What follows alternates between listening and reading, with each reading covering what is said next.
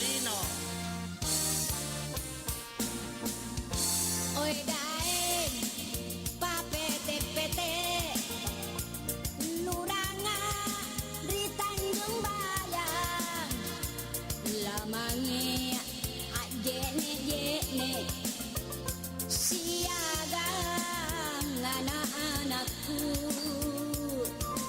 May mag-ibu, kira-kira may manata kajayin ako chini. O ibu, laki kikmay, napore kamagayata, ilalang antugen cuta, ekapala kamabadrata. Jangan bohongan na bicarang na. Ang nga pa ka na yung nasan batakwa akong jampang. Dena na jampang ibarat na bu. Pakipag hindi na yan ang mga madyo pa ng pilanta. Sige mama magiging tuno. Kaya lang ako, bay na kang lane. Bay na kanila pa. Tacha. Handang ako, siapa pun najal terang. Pulang balik di Tanjung Bayang. Niatnya sampuluh tahun. Oe daeng siapa doe. Gampang bedoy na bu. Tapi regi ro anak ta bilang kajay dulu. Napacoba na mama na siya re. Sa mami ta bucila matang na. Gampang mi punado na. Naik maki akaro-karo kania todolurangku sinampe tete sampulo. Oi, berapa duit sih otonya kalau di charter? Dia magilogat ibu dapat talero jadi lata.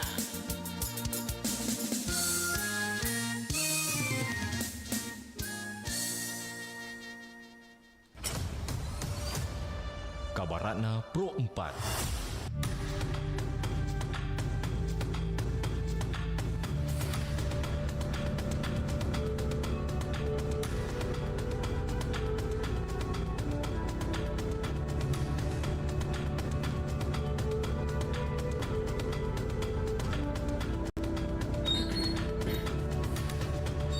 Sahabat budaya baju labo. Baju labo atau disebut juga baju kurung ini berbentuk lengan panjang dan diberi manset pada pergelangan tangannya serta diberi hiasan kancing tutup. Pada bagian leher berbentuk bulat dan diberi belahan sepanjang 15 cm. Sementara di bagian samping kanan baju diberi kerutan yang tertarik ke atas dan diberi kancing hias sebanyak 3 buah.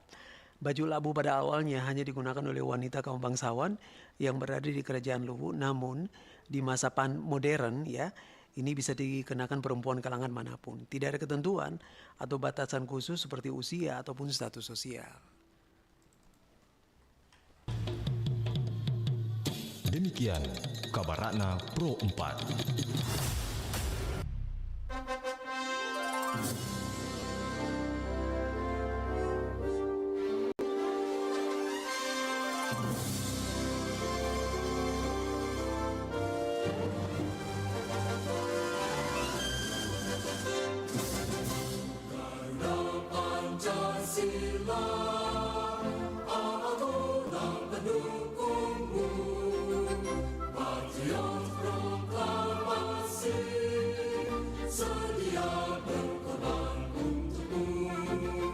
Pancasila dasar negara, rakyat adil maupun sentosa, pribadi bangsaku.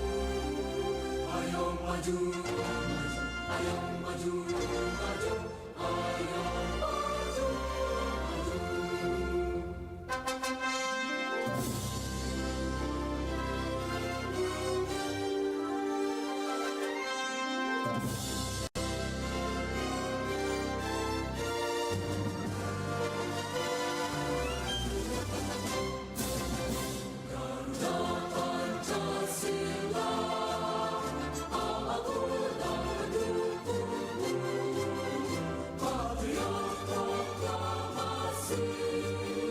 Sedia berperang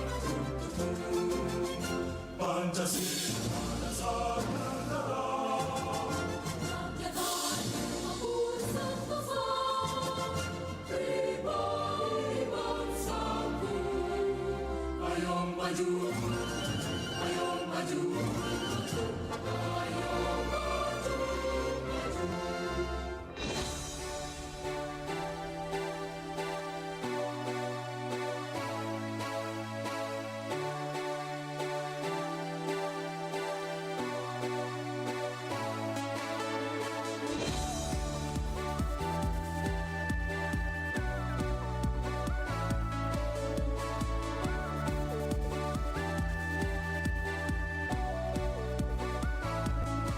Di tanah ini kita lahir dan menatap mentari. Di tengah warna-warni indahnya pelangi. Walaupun badai datang menyerang silih berganti, Ku jaga merah putih tegak berdiri. bukan waktunya menyerah atau putus asa, karena kita bisa bila bersama-sama. Kita Indonesia sesungguhnya. Bersatulah Indonesia, jadi juara. Walaupun badai datang menyerang silih berganti, ku jaga merah putih tegak berdiri. Bukan waktunya menyerah atau putus asa, Karena kita bisa bila bersama-sama.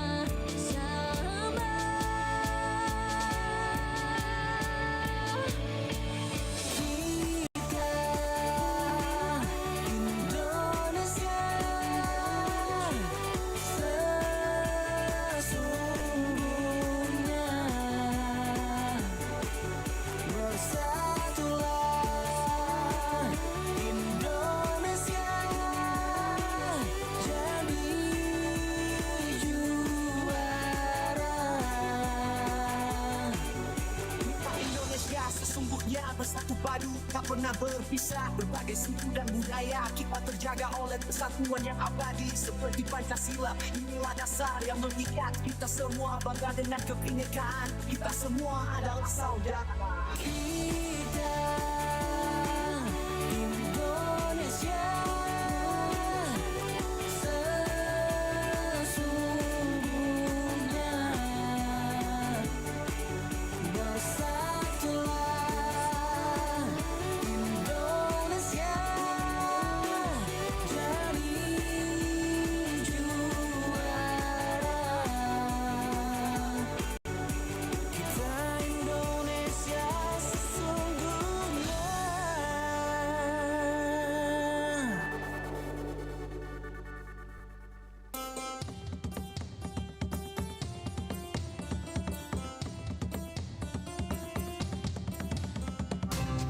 Pro 4, Suara Budaya Sulawesi Selatan. Agak unik untuk pemberian nama bagi teknologi konektivitas modern yang berkembang pesat ini, dan tidak ada sama sekali sangkut pautnya dengan gigi yang berwarna biru. Tapi pemilihan nama ini juga gak asal-asalan. Bluetooth.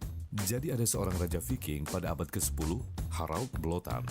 Dari nama inilah Bluetooth berasal. Blåtand jika diartikan ke dalam bahasa Inggris memiliki arti Bluetooth. Karena keberhasilannya menyatukan Denmark dan Norwegia, para penemu teknologi merasa bahwa nama ini cocok karena teknologi Bluetooth juga bertujuan untuk menyatukan berbagai perangkat elektronik. Simbol Bluetooth juga terinspirasi dari rune atau huruf kuno Jermanik yang merupakan inisial nama Harald Blåtand. Simbol ini mewakili huruf H dan B dalam alfabet rune.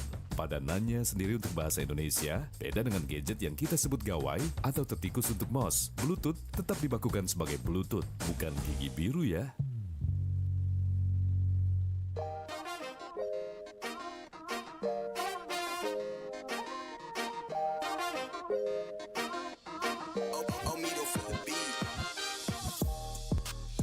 Di usia berapa, kamu baru menyadari kalau kebanyakan bulu sikat gigi sengaja dibuat dengan menggunakan dua warna berbeda? Oh no! Alasannya sederhana, bulu sikat gigi sengaja dibuat dengan mengkombinasi dua warna berbeda atau lebih agar pengguna sikat gigi dapat mengetahui kapan seharusnya sikat gigi perlu diganti. Jika salah satu warna bulu sikat gigi yang kamu punya sudah mulai memudar meskipun kondisinya masih sangat baik, harusnya cepat-cepat membeli yang baru agar kesehatan mulut dan gigi terus terjaga. Jadi mulai sekarang perhatikan baik-baik warna bulu sikat gigi sebelum kamu gunakan.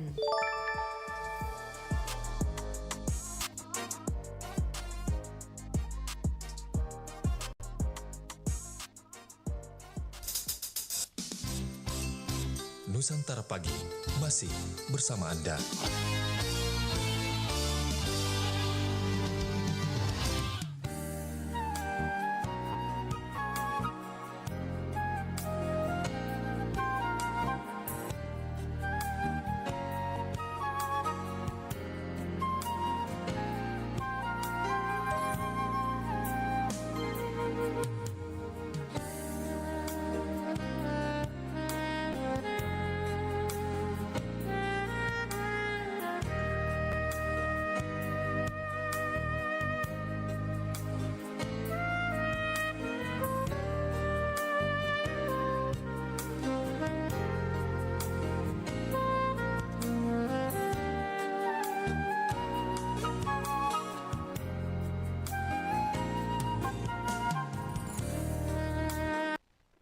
Assalamualaikum warahmatullahi wabarakatuh. Shalom, selamat pagi, salam sejahtera.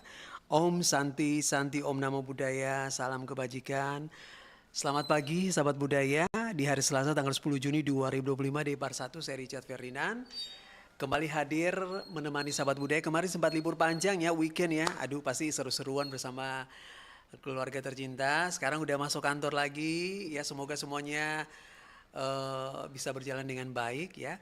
Dan juga sahabat budaya dalam kondisi yang baik juga ya, sehat-sehat terus. Oke, hari ini sahabat budaya kita akan membahas ya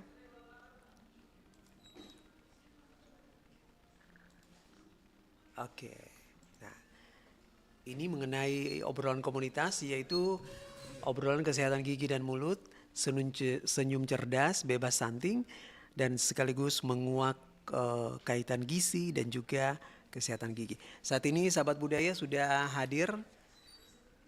Oke. Di studio kami ada Ibu Dr. Gigi Andi Tenri Biba Malombastang SP Pros. Benar Ibu ya? Iya. Iya.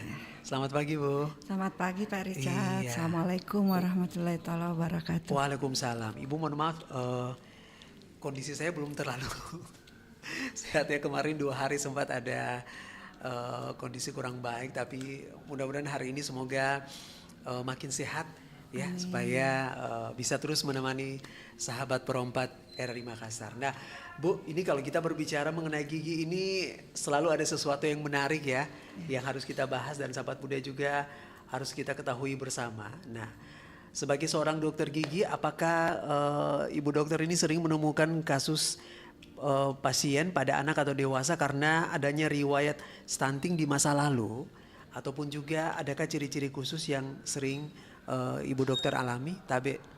Iya. Terima kasih Pak Richard. Selamat pagi semua para pendengar RRI Pro 4 92,5 FM.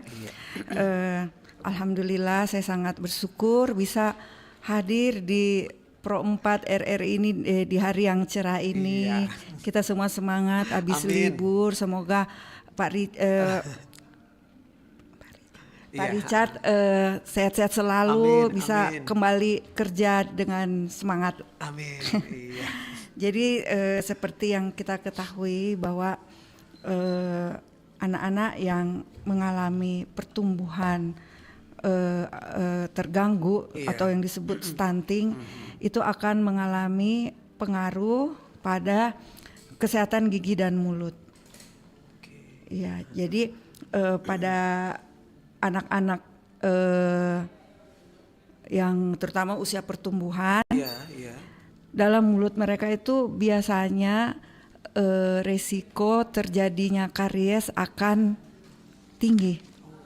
Karies itu apa, Bu? Karies. Jadi seperti yang kita ketahui bahwa yang namanya karies itu adalah suatu masalah pada gigi di mana gigi tersebut akan mengalami kerusakan berupa lubang. Nah, kalau gigi itu kan kalau berlubang bukan hanya dialami oleh anak-anak itu berupa lubang aja, tapi ternyata diikuti oleh rasa sakit dan tidak nyaman. Ya, jadi anak-anak itu akan mengalami perasaan yang tidak nyaman, terutama pada saat makan gitu, makan atau pada saat pengunyahan. Ya, jadi anak-anak itu yang mengalami stunting selain mengalami masalah pada pertumbuhan berupa tinggi badan yang tidak normal, juga akan mengalami kelainan atau gangguan pada sistem yang lain. Dalam hal ini adalah sistem dalam rongga mulut, termasuk gigi dan sekitarnya. Gitu ya. Tadi Ibu di awal sempat bilang juga bahwa ini kan bisa giginya bisa berlubang ya. Iya, ini mudah maksudnya berlubang. Mudah berlubang. Maksudnya apakah ini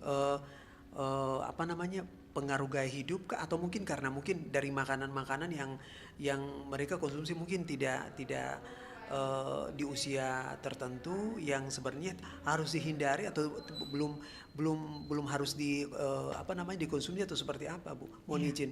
Ya. Sebelum saya menjawab, saya akan flashback dulu bahwa terjadinya stunting itu berarti anak itu mengalami gangguan pertumbuhan, di mana gangguan pertumbuhan ini terjadi karena berkurangnya asupan gizi atau nutrisi yang diterima oleh anak. Jadi sebaiknya pencegahan stunting itu bisa dilakukan. Misalnya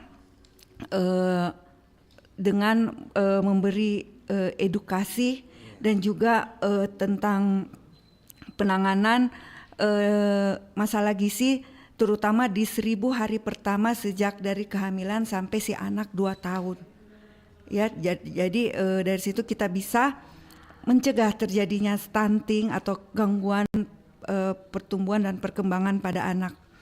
Jadi idealnya itu ya bisa dicegah saat masa prakehamilan. Jadi kalau mau mencegah stunting bukan cuma pada saat hamil aja, tapi si ibu itu bisa kita cegah terjadi stunting sejak si ibu itu remaja putri, artinya dia belum menikah dan atau bisa calon pengantin. Ya, jadi ini bisa dicegah lebih dini sehingga kita bisa mencegah stunting dari awal mula. Ya, karena seperti yang kita ketahui bahwa remaja putri itu bisa kita cegah terjadinya anemia. Iya. Jadi memang bukan nanti pada saat mereka berumah tangga, Ibu ya, tapi ternyata jauh sebelum itu memang sudah menikah. Masih remaja putri malah. Jadi itu harus pencegahannya itu berupa pencegahan anemia. Jadi ada memang program untuk pemberian ada yang disebut tablet tambah darah yang berguna atau TTD yang berguna untuk mencegah anemia pada remaja putri karena bisa meningkatkan faktor resiko dari terjadinya stunting pada saat dia nanti memiliki anak. Ya? Iya, jadi mulainya itu dari remaja gitu. Oke, berarti memang sudah mulai harus ada perhatian khusus di usia itu, Ibu, ya, di fase itu maksudnya ya. Iya. Oke. Nah, masih ada mau lanjut lagi, Ibu? Silakan. Ya, jadi selain pemberian TTD atau tablet tambah darah yang biasanya diminum 1 minggu sekali. Juga pada remaja putri atau calon pengantin atau calon ibu ini bisa diberi edukasi tentang gizi untuk mencapai gizi seimbang, ya, dan juga memperhatikan kebersihan diri dan gaya hidup yang sehat. Karena ternyata stunting itu selain juga disebabkan karena adanya masalah pada gizi, juga disebabkan karena adanya infeksi yang berulang. Jadi misalnya kalau si remaja putri menikah, lalu hamil, lalu melahirkan, lalu memiliki anak. Nah, semua proses itu harus diikuti dengan adanya kebersihan diri, karena dengan adanya kebersihan diri itu akan menghindari terjadinya infeksi berulang karena betul. seperti diare. Ya. Maksudnya untuk remaja putrinya saja, kalau putranya bagaimana, Bu? Bapaknya membantu. Membantu juga. Oke. Berarti memang nah, hari ini kita belajar lagi bahwa sebenarnya jauh sebelum itu memang sudah harus diperhatikan sedetail mungkin, Bu Dokter, ya. Dipersiapkan. Nah, jangan diabaikan maksudnya. Iya, betul. Nah, mungkin mau dilanjut lagi. Iya, jadi mungkin misalnya pada remaja putri, ya remaja putri itu yang berarti yang sudah haid, yang memiliki potensi untuk hamil, itu sudah di screening, terutama di screening atau di screening kira-kira memiliki kelainan anemia atau enggak gitu, sehingga kalau dia mengalami anemia bisa diatasi lebih cepat dan lebih dini, sehingga bisa menghindari terjadi anemia, dan pada saat hamil dia akan kita pastikan kondisinya sehat dan bebas masalah gizi. Betul, karena biar bagaimanapun juga kan kualitas seorang anak ini kan sangat tergantung, salah satunya sangat tergantung dari ibunya, ya. Kalau ibunya sehat, ibunya kuat, maka generasi yang dilahirkan juga pasti juga akan ikut sehat dan kuat juga. Iya. Gitu. Jadi tadi saya sebutkan tentang istilah HPK atau hari pertama kehidupan. 1000 hari pertama kehidupan yang dimulai dari saat kehamilan sampai si anak 2 tahun. Ya, jadi sejak itu intervensi gizi dan kesehatan itu akan memiliki dampak yang sangat besar terhadap pertumbuhan dan perkembangan janin. Iya. Dan ini nggak bisa ditawar-tawar, Bu, ya. Iya, ini nggak bisa ditawar-tawar, ini harus dilakukan. Iya. Untuk bisa mendapatkan nanti generasi yang sehat, yang kuat, ya, yang cerdas juga. Oke, nah kemudian bagaimana stunting ini secara spesifik dapat mempengaruhi perkembangan struktur gigi seorang anak? Iya, jadi dengan berkurangnya asupan gizi, terutama ini ya yang kita, kalau ibu hamil itu kan kita harus mencapai gizi seimbang, yaitu pemenuhan karbohidrat, protein, terutama protein hewani, lemak sehat, vitamin D, dan berbagai macam mineral, vitamin A, D, gitu ya. Juga jadi pertumbuhan, saya ulang lagi tuh, protein itu kita butuhkan untuk terjadinya pertumbuhan sel dan jaringan pada janin. Jadi kita sarankan kepada ibu hamil itu untuk mengkonsumsi ikan, telur, daging merah, ayam, tahu, tempe, dan kacang-kacang. Dan juga mengkonsumsi zat besi untuk mencegah anemia. Anemia karena dengan terjadinya anemia itu bisa meningkatkan resiko BBLR atau berat badan lahir rendah. Jadi dia berat badannya itu tidak cukup gitu. Dari zat besi. Terus ada juga Kak Richard yang namanya asam folat. Nah, itu asam folat itu kalau bisa dikonsumsi oleh pengantin yang sudah menikah. Jadi dia belum hamil nih, tapi dia punya rencana mau hamil. Nah, itu dia sudah harus mengkonsumsi yang namanya asam folat.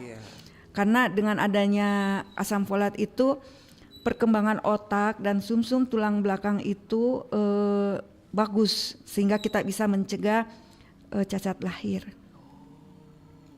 Asam folat, sampai Kak. sedetail itu, Bu, ya. Iya.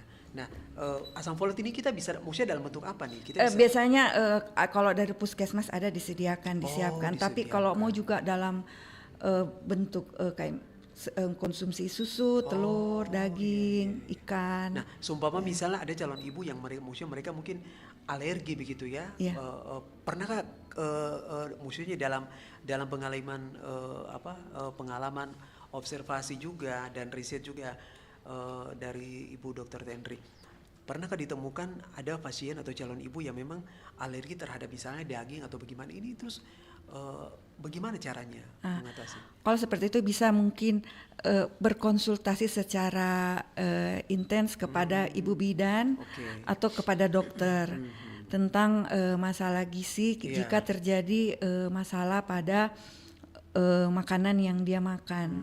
Jadi mungkin kalau misalnya alergi sama ikan, ya mungkin diganti ke tahu tempe mungkin atau telur. Sama seperti saya kan gak makan daging nih Bu. Jadi bukan pencinta coto ya. Coto dan konro. Gak makan daging, gak makan ayam juga. Jadi lebih suka makan ikan, tahu tempe, telur. Gitu. Makanya kalau ada acara-acara, agak bingung juga di sana. Oke. Nah, boleh Bu, kita lanjut lagi. Nah, adakah korelasi antara tingkat keparahan stunting dengan dampak negatif pada kesehatan gigi dan mulut? Ya, kembali lagi kepada masalah gigi dan mulut. Ya, jadi selain anak yang stunting, selain dia tinggi badannya tidak ideal ya. Tidak ideal. Seluruh sistem rongga dan mulutnya itu mengalami gangguan.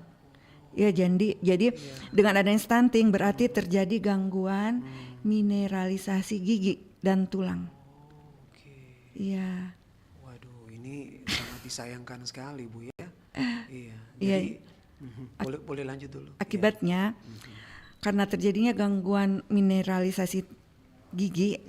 Nah, Kak Richard mungkin pernah dengar yang namanya lapisan email dari gigi ya?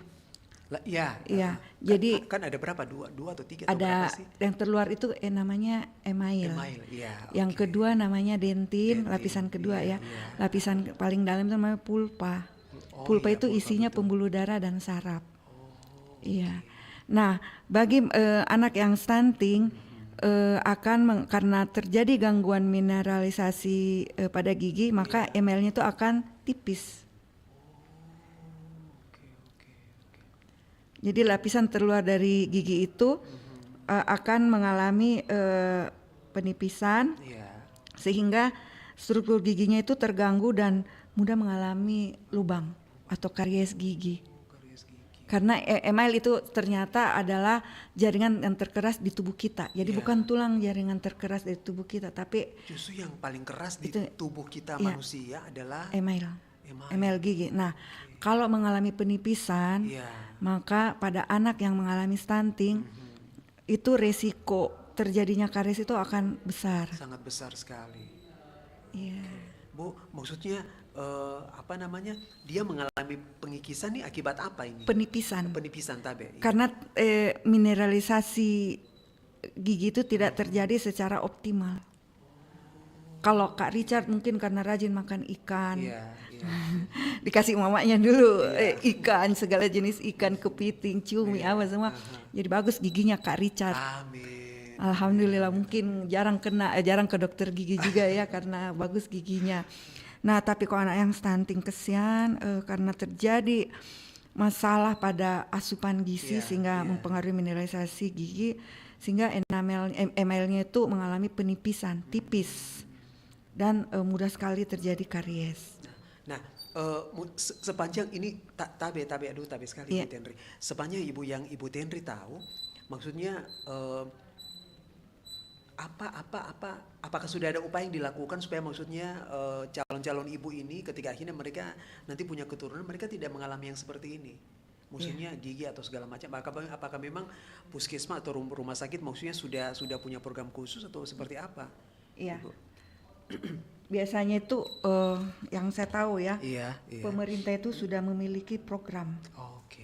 Ya, yang saya tahu itu terutama ada penanganan stunting itu ada dua ya, ada yang disebut intervensi spesifik, ada juga yang disebut intervensi sensitif. Kalau intervensi spesifik dalam hal ini masalah kesehatan, maka tujuannya itu adalah untuk mencapai gizi yang optimal dan pencegahan infeksi.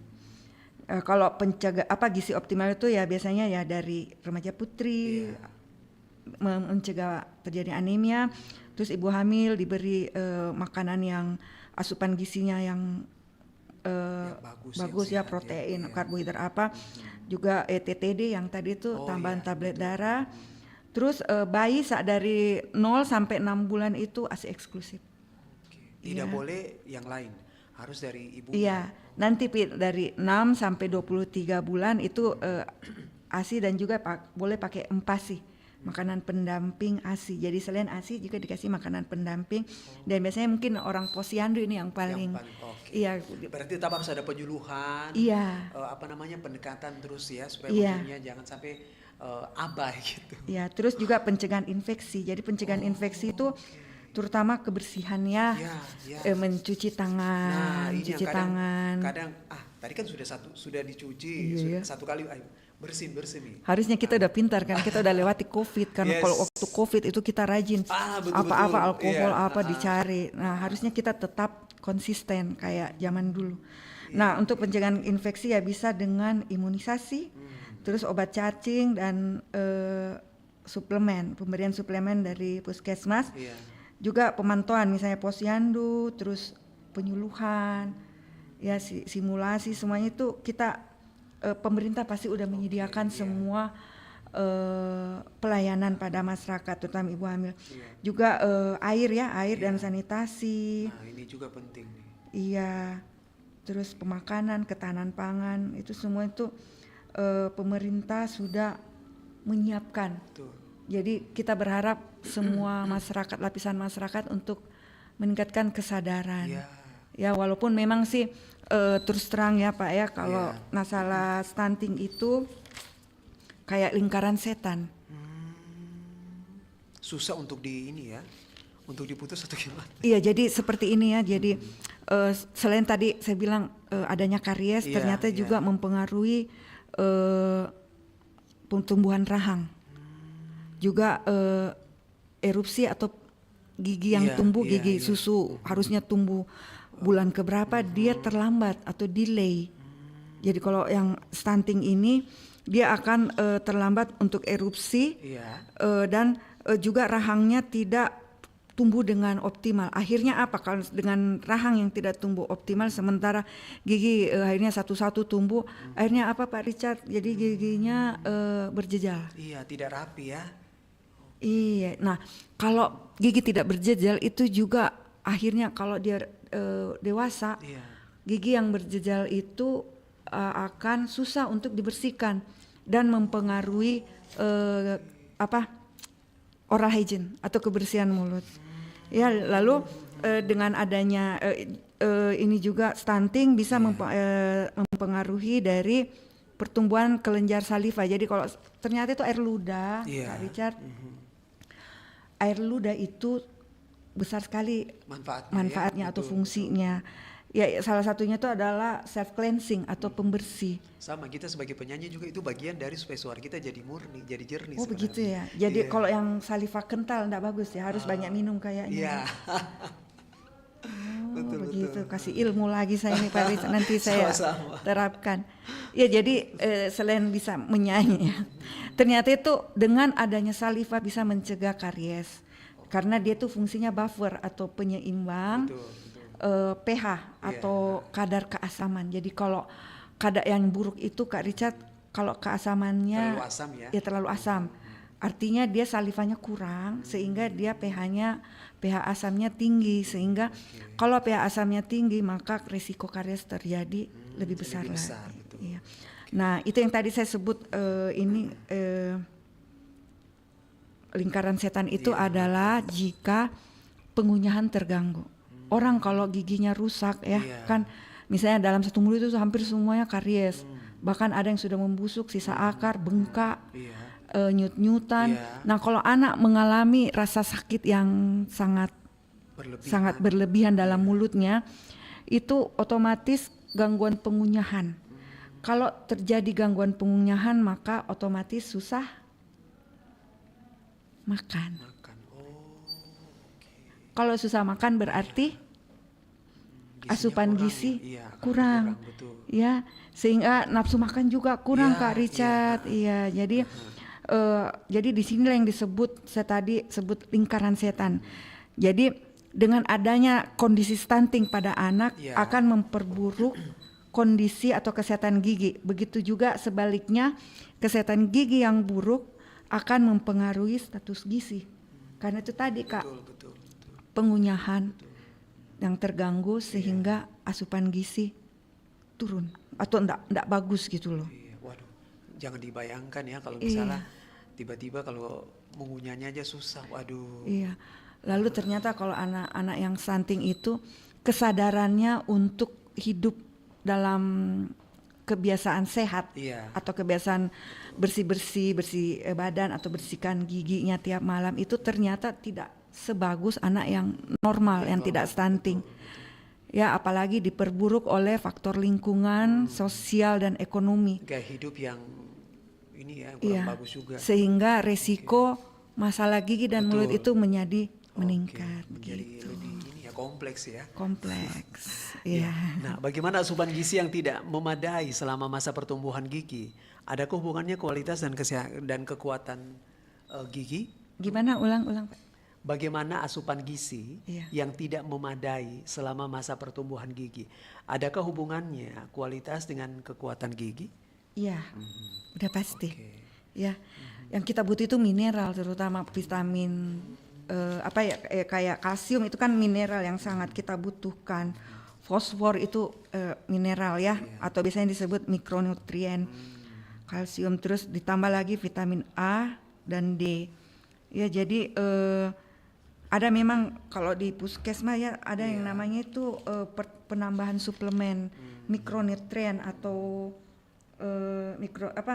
MMS atau multiple micronutrient supplement. Jadi itu memang ibu hamil itu harus sangat-sangat punya ini ya. Iya.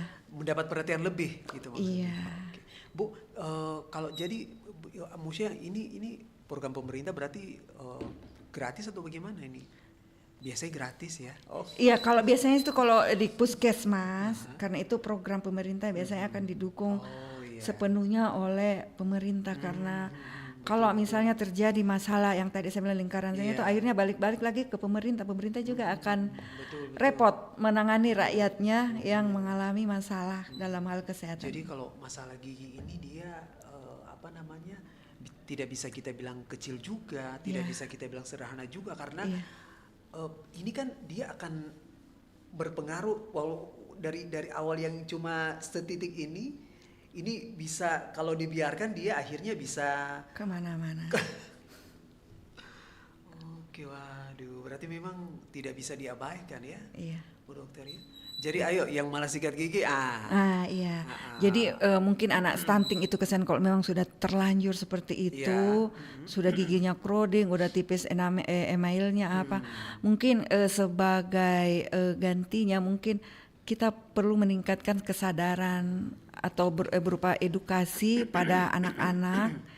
Ya mungkin kita ajak anak-anak untuk sikat gigi tiap malam sebelum tidur dan pagi setelah sarapan. Boleh diulangi? Jadi anak-anak itu harus punya kebiasaan sehat ya, kebiasaan yang bagus, terutama dalam hal kebersihan ya, kebersihan gigi. Jadi kalau misalnya seorang anak yang tiap malam sebelum tidur dia rajin sikat gigi, kalaupun anak-anak malasnya, aduh sebentar harus kalau perlu ditarik itu tariknya mungkin jangan kasar ya, misalnya, ayo kita sama-sama kita sikat gigi. Jadi ibunya juga sikat gigi, anaknya juga sikat gigi, kalau perlu bapaknya juga, kakaknya semua sikat gigi rame-rame. Ini kan gaya hidup yang sehat ini sebenarnya ya. Iya. Tradisi hidup sehat dalam keluarga. Iya. Yang sederhana seperti ini, tapi nanti mereka akan ikat sampai nanti mereka dewasa dan berkeluarga nantinya. Kalaupun mereka berupa kebiasaan atau habit, itu kalau dia tidak lakukan nggak enak. Betul. Tidur juga kalau dalam keadaan gigi masih kotor itu kayaknya masih ada utang loh. Utangnya harus sikat gigi sebelum tidur. Iya. Nah, jadi malam sebelum tidur, Bu Dokter ya. Kemudian setelah sarapan, kalau lagu kita zaman kecil itu kan bangun tidur terus mandi, tidak lupa menggosok gigi. Jadi kalau bisa itu bangun tidur, bolehlah mandi, dicuci muka apa, sholat apa, udah kita sarapan. Iya. Tapi setelah sarapan Pi baru kita sikat gigi. Jangan pada saat Jangan dibalik. Jangan sebelum sarapan atau pada saat mandi, jangan. Iya, karena kan yang tadi malam kan udah bersih. Belum ada kotorannya. Kotorannya itu dari sarapan. Berarti memang timing lagi sebenarnya. Iya, betul. Sama juga minum itu yang paling bagus kalau kita bangun tidur.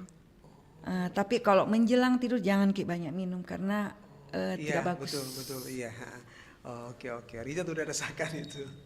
Oke. Nah, kemudian nutrisi esensial apa saja yang sangat penting untuk pembentukan gigi yang sehat dan kuat?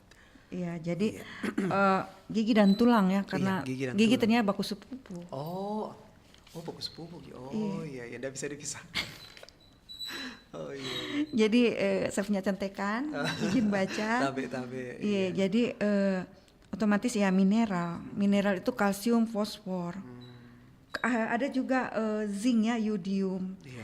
Kalau kalsium dan vitamin D itu tulang dan gigi, untuk kesehatan tulang dan gigi. Sedangkan iodium itu untuk perkembangan otak.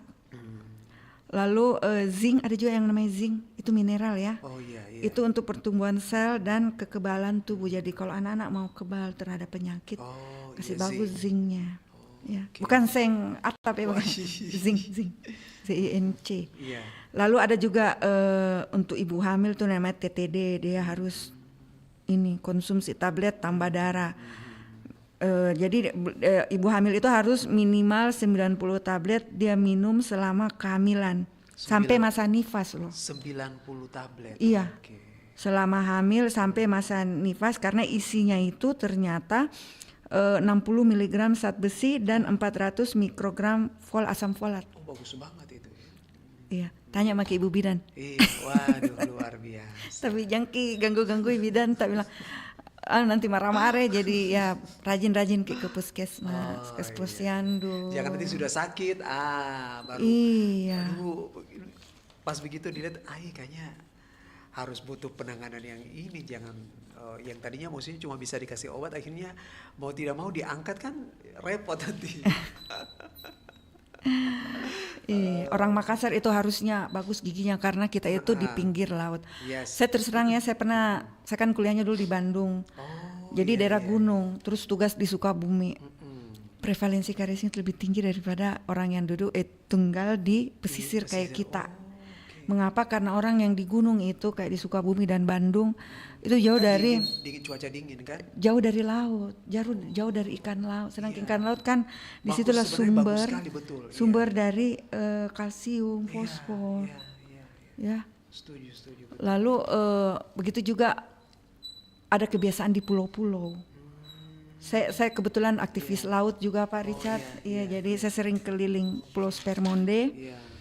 Di situ saya lihat penduduk pesisir atau di kepulauan, mereka itu punya kebiasaan, para nelayan ini kok sudah menangkap ikan, tangkap ikan ya, dapat ikan banyak gitu.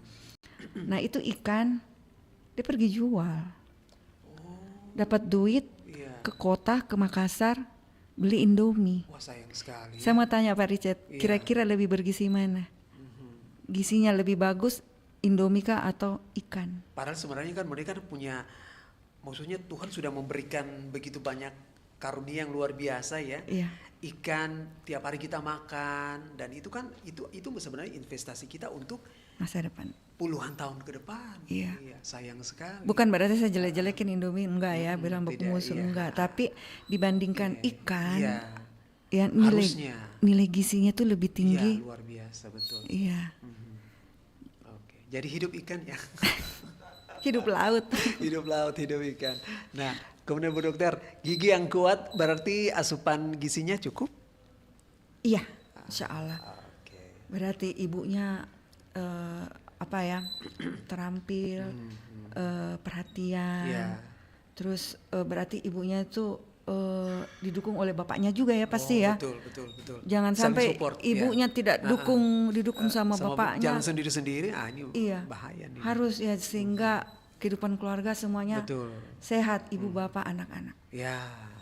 Nah, apakah ada jenis makanan atau pola makan tertentu yang dianjurkan atau justru yang harus dihindari untuk mendukung kesehatan gigi yang optimal pada anak-anak ini? Iya. Jadi pada anak-anak ya. Jadi anak-anak itu masih dalam pertumbuhan. Jadi kita harapkan mereka itu mengkonsumsi banyak real food. Kita tahu real food. Oh, real food musiman tuh. Berarti Pak lawannya palsu ya? Enggak, bukan. Jadi real food itu lawannya processed food. Oh, berarti makanan yang masih alami, masih murni. Iya, real food itu contohnya yaitu tadi ikan. Jadi dia asli ikan, daging merah, telur, tahu, tempe, kacang-kacang. Nah, bedanya satunya lagi itu adalah processed food. Yang itu sangat disukai sekali sama anak-anak. Oh iya, betul.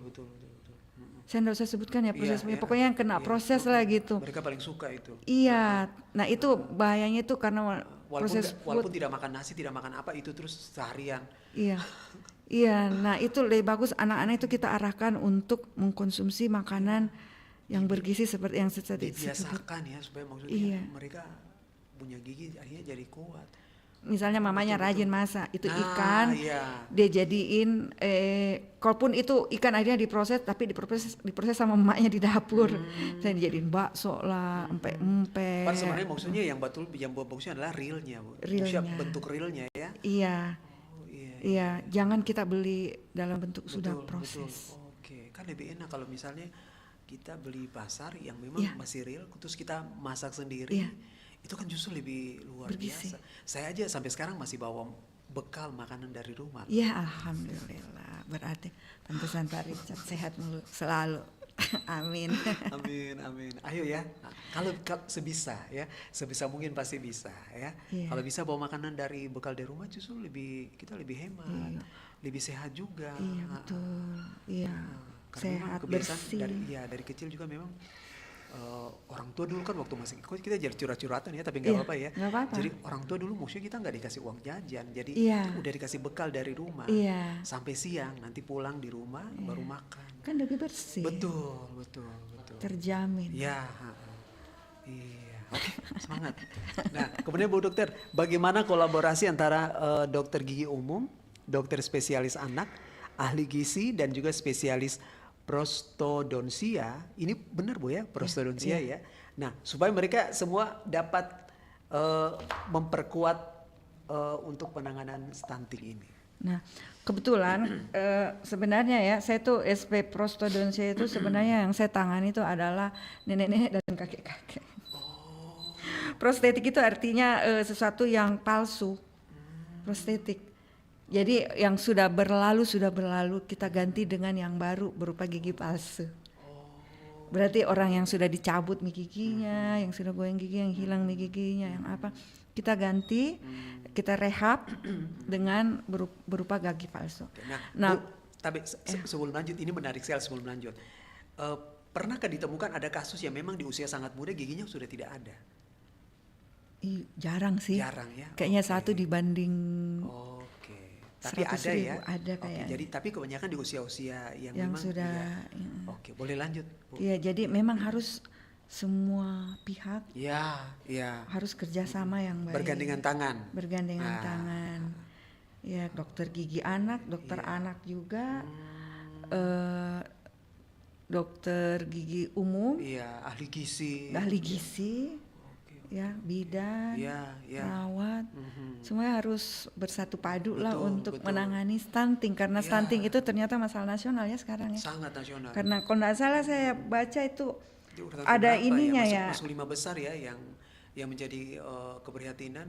Iya. Apalagi pemerintah sekarang juga kan ini salah satunya kan yang di goals kan adalah satunya adalah stunting ini. Iya. Ada jadi goal yang tujuan untuk menurunkan prevalensi stunting adalah ke 14%. Itu disebutkan di tahun 2024 Perpres nomor 72/2021. Jadi betul Pak Richard bilang kolaborasi multisektor kesehatan, lingkungan, sosial dan ekonomi. Jadi itu kata kuncinya itu yang 1000 hari pertama kehidupan. Dari kehamilan sampai anak 2 tahun. Waduh, ini luar biasa sekali ya. Jadi tidak bisa sendiri-sendiri, tidak bisa Nggak berjalan bisa, sendiri-sendiri, iya. harus bergandengan tangan supaya Iya. semuanya berjalan dengan Kompak. kompak, lancar. Iya. Ya, karena ini masalah kita bersama, bukan cuma satu pihak, Iya. tapi menjadi menjadi satu kesatuan. Nah, Iya. Bu Dokter, kemudian kalau gitu adakah closing statement untuk bisa merangkum semua dari apa yang sudah kita perbincangkan saat ini, Tabe? Jadi overall penanganan stunting itu memang butuh upaya ya yang secara menyeluruh dan kolektif, baik dari pemerintah, masyarakat, keluarga dan individu. Jadi pemerintah berupa negara, masyarakat, keluarga dan individu. Penting untuk diingat bahwa pencegahan lebih baik daripada mengobati. Betul. Pencegahan. Jadi pencegahan itu adalah kunci utama, terutama pada 1000 hari pertama kehidupan. 1000 hari pertama kehidupan. Ya, jadi kalaupun anak sudah terdiagnosis stunting, intervensi yang cepat dan tepat masih dapat membantu untuk mengejar ketertinggalan pertumbuhan, terutama jika dilakukan sebelum usia 2 tahun. Sadar memang, Maki. Berarti kalau sudah di atas itu sudah agak sulit atau gimana? Iya.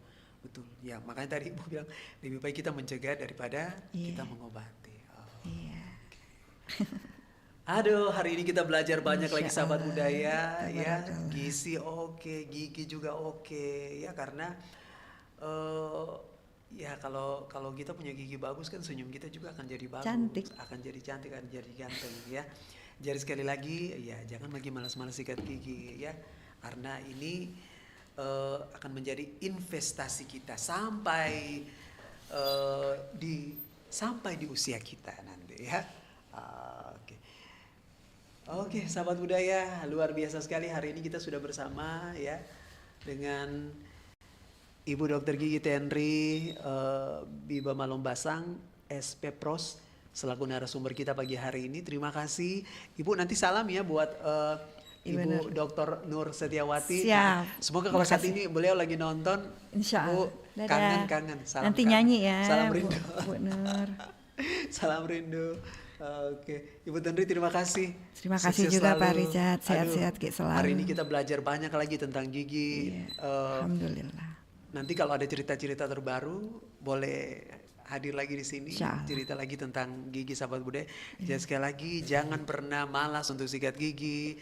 Jangan apapun itu, walaupun capek seperti apapun, ingatlah bahwa oke, kalau nanti sudah begini. Aduh, jangan sampai Ibu tadi bilang bahwa terlambat ya. Terlambat akhirnya nyesal deh. Iya, tidak ada gunanya. Iya. Menyesal sudah terlambat ya. Salah sehat-sehat kita semua. Iya, gigimu itu investasimu. Iya, betul, Pak. Oke. Terima kasih salam sahabat dari Civitas Akademika Fakultas Kedokteran Gigi Universitas Muslim Indonesia. Salam. Prof. Dharma Utama sebagai dekannya, dan kami semua senang sekali bisa sering hadir. Sama kami juga. Pakai pote-pote di sini. Iya. Terima kasih, semoga nanti kapan-kapan bisa hadir lagi di sini ya. Kayaknya tahun lalu kayaknya sempat hadir deh. Iya. Di Studio 1 waktu itu kalau nggak salah. Iya. Oke, nanti siapa tahu datang lagi ya. Untuk memberikan penyuluhan juga buat teman-teman di RRI sini supaya ayo jangan malas sikat gigi kita ya. Terima kasih. Ya, Richard Ferdinand pamit, juga Ibu Tenri terima kasih sahabat budaya. Assalamualaikum warahmatullahi wabarakatuh. Waalaikumsalam warahmatullahi wabarakatuh.